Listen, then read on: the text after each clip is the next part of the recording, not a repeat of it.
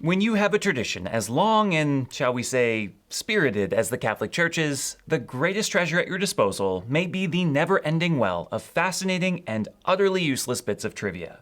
Like the fact that the French once venerated a dog as a saint, that the F word may have been invented by a monk, that there is an active parish 1,500 miles away from the next closest church. That's just 3 of the 50 wild, unbelievable, and yet entirely true facts you'll hear in this video. And yes, this is the 3rd part of a series that I said I'd never do again. Let's go. Few miracles are as concerning or delicious as what happened to St. Rita of Cascia when she was just a baby. As the story goes, when Rita was only a few months old, her parents left her in a basket under a tree while they worked in the garden. White bees flew to her, swarmed inside of her mouth without stinging her, and left honey on her lips.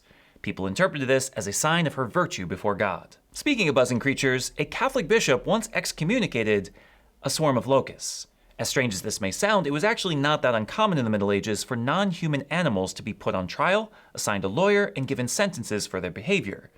As you can imagine, the animals weren't exactly able to defend themselves particularly well, but in one case in France, a female donkey named Jenny was acquitted of her charges when a parish priest testified that she was an honest creature. The Vatican has its own telescope, which may not sound that strange at first, as the church was an early investor in astronomical studies, until you realize that it's located in Arizona.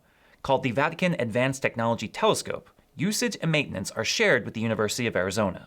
People are always on about the secrets of the Vatican and what we're hiding under the ground, and sometimes they're right. Last December, a secret tunnel beneath the Vatican was cleared and reopened to the public. Tunnels like these were used in war times to allow the Pope to escape violence and to sneak in goods. Speaking of the Vatican, it has the highest wine consumption per capita in the world, going through 74 liters of wine per person a year, which, if you know anything about Catholics, sort of tracks. There are an estimated 220,000 Catholic schools around the world, serving more than 62 million kids. In 1139, Pope Innocent II banned the use of crossbows against Christians. For him, it was too deadly a weapon that could be too easily used by ordinary citizens untrained in war. There was a fear that killing would become impersonal and spill from the battlefield into ordinary situations. The Church didn't think that any citizen should have that much power. I guess the more things change, the more things stay the same. Everyone knows the stories of vampires, that they're immortal and suck blood, and that they're vulnerable to sunlight and garlic. But where do such legends come from? Interestingly enough, from a Catholic. In 1746, French theologian and scholar Father Augustin Calmet, or Calmet, I don't know, wrote a book called Treatise on the Apparitions of Spirits and Vampires, analyzing the various European vampire legends from a Catholic perspective. He didn't create the legends himself, but it's because of his work that they became uniform and widespread. Sometimes you just need a patron in heaven to come to your aid. Everyone knows that St. Jude is the patron saint of lost causes, and St. Anthony will help you find lost things, but what if your needs are a little more specific? Well, clowns should pray to St. Genesius of Rome, people with problems twitching should pray to St. Cornelius, and those with hangovers can turn to St. Bibiana. The Church once had to put out a decree declaring that a dog was in fact not a saint. In the 13th century, St. Genefort was a local hero to the French people of a village near Lyon. St. Genefort was also a greyhound dog. One day, as the story goes, a knight and his wife left their child under the protection of a dog, which, side note, what is with medieval people leaving their children unattended? We should probably look into this. Anyway, they left it with the dog, and when they returned, found the dog with blood in its mouth and no baby. Naturally, they killed the dog, only to find the baby safely hidden behind the crib and a dead venomous snake with the dog bites next to it. The people honored the dog as a martyr and a saint, a hero of the town, and Pope Gregory IX had to come in and say, you can't do that. It's a dog. It probably goes without saying that the 13th century is a bit different from our own time, which is to say that this was not the only odd practice that Gregory IX had to break up. In a region of Norway, the practice of baptizing babies in beer had started to take off. Believe it or not, the Pope had to decree an official reminder that baptism is with water alone and that all other substances rendered the sacrament invalid. And probably messy. The oldest known use of the F word as an adjective was by none other than a monk. Written in the margins of a copy of Cicero's De Officiis, the monk wrote, "Effin Abbot." I can only assume that it was written right next to a sketch of this super cool S. Catholics may be known for carrying a tiny rosary in their pockets for whenever they need some time for prayer, but not all rosaries are pocket-sized.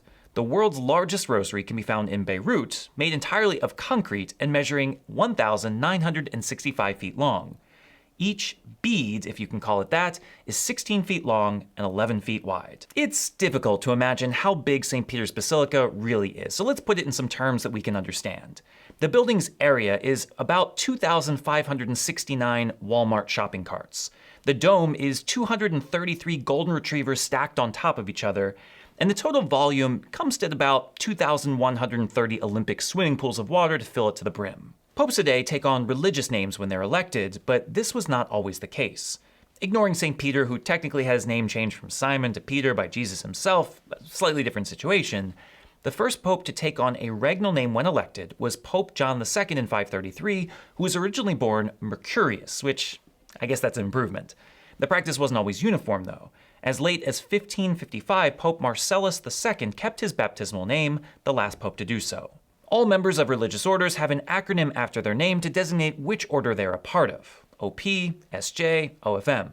Most orders have one or two different branches within the order, but unsurprising to anyone who knows us, the Franciscans have 66 different subsets. All told, there are at least 831 different religious communities in the church. Believe it or not, Groundhog Day, the secular holiday of pulling a giant rodent from the earth to predict the weather, this is one time where television really fails to capture the true excitement of a large squirrel predicting the weather, actually has its origins in Catholicism. February 2nd is the celebration of Candlemas, also known as the presentation in the temple, emphasizing the symbol of light that comes from Jesus. Folk songs developed first in Europe, such as "If Candlemas be fair and bright, winter has another flight. If Candlemas brings clouds and rain, winter will not come again."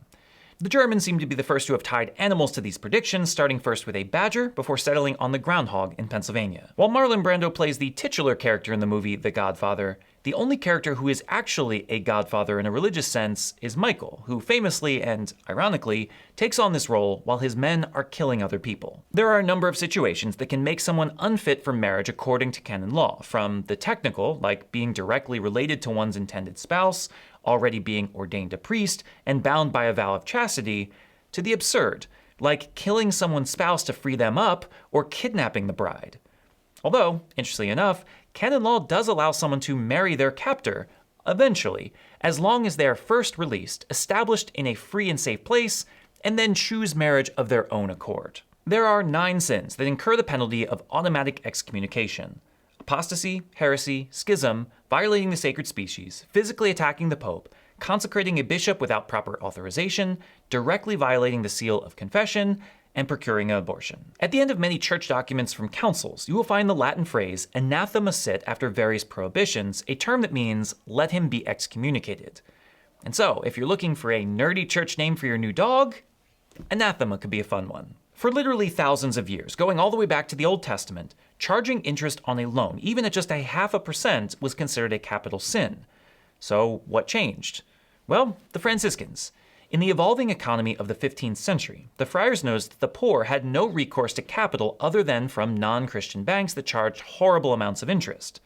And so, they allowed the poor to put part of their property up as collateral, found wealthy donors to provide a loan, and charged less than 1% interest to make it worth the investor's risk. If that sounds both like a pawn shop and modern banks, it's because that's exactly what these things became. The origin of the candy cane is a much debated topic. We elves try to stick to the 4 main food groups: candy, candy canes, candy corns, and syrup. One legend claims that a German candy maker invented the sweet in 1670 to keep kids quiet during church services. If they were sucking on candy, they couldn't talk.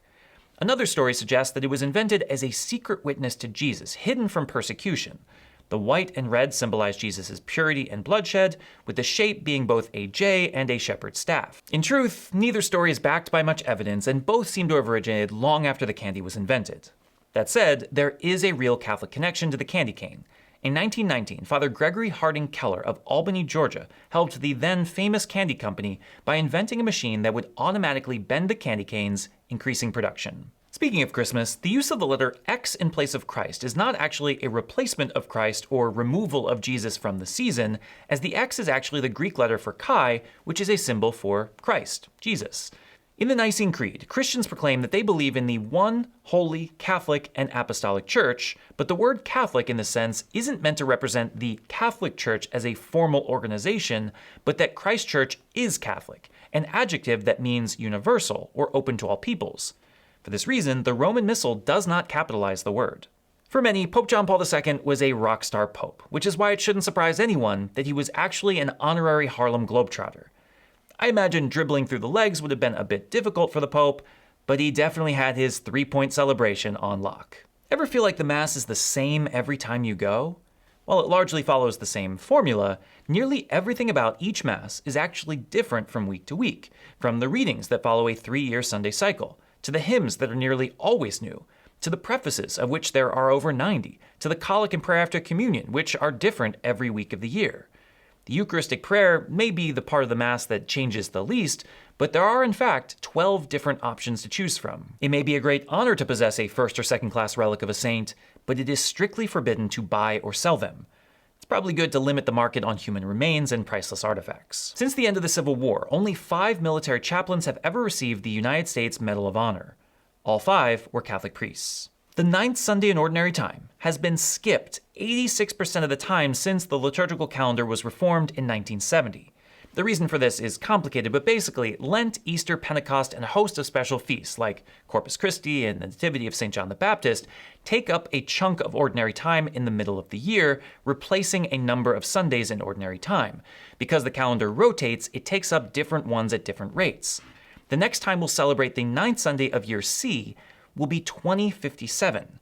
Hope that's not your favorite set of readings. There is only one day a year in which Mass may not be celebrated, which is Good Friday. Baptisms can be celebrated in the case of an emergency, as well as anointing of the sick and reconciliation, but weddings, confirmations, and ordinations are not allowed. The details of how a pope is elected is technically a secret of the cardinals, but generally speaking, the cardinals lock themselves in a room, pray a lot, and decide who will be pope, a process that usually lasts a couple of days. In 1268, however, it took 3 years, and yes, it was as bad as it sounds.